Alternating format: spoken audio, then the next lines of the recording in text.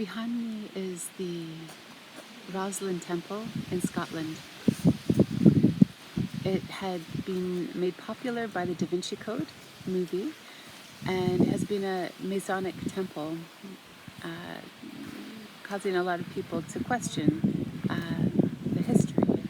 Now, walking around and into this temple, this chapel, it felt more like a temple to me, was a powerful experience. Outside, it emanated love and very powerful energy. And inside, it was beautiful. But for some reason, the energy wasn't as strong. That might have been due to the cement layer that they had done back in the 50s over everything. So the energetics maybe weren't emanating as much. I wanted to share this because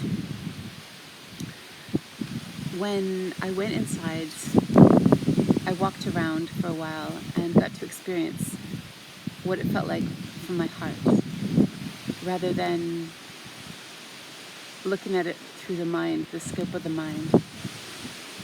And it was powerful. There were areas where that emanated energy,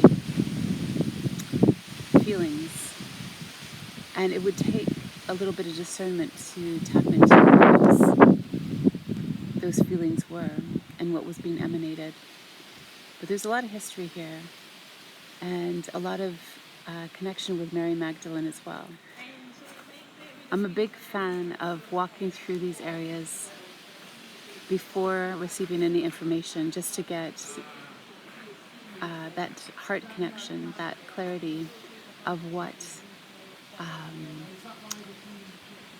I'm experiencing first. And it's very important for people who are sensitories to dive into it this way, from my perspective, because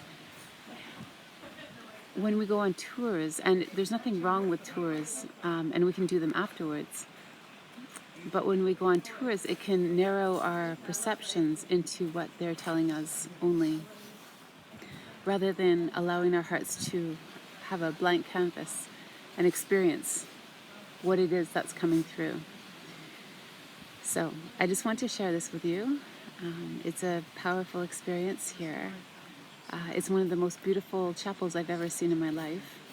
It reminded me of an Egyptian temple that I visited that had flowers everywhere, and I can see why they chose this chapel for the Da Vinci Code movie, because it does have that very female lineage energetics, and all of the images that are on the temple, inside of the temple, that are carved over the centuries, are very different than anything you'll see in any other church.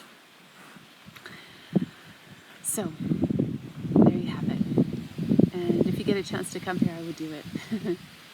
But definitely come here earlier than the tour goes, much earlier. I think it's half an hour. You have half an hour before the tour starts.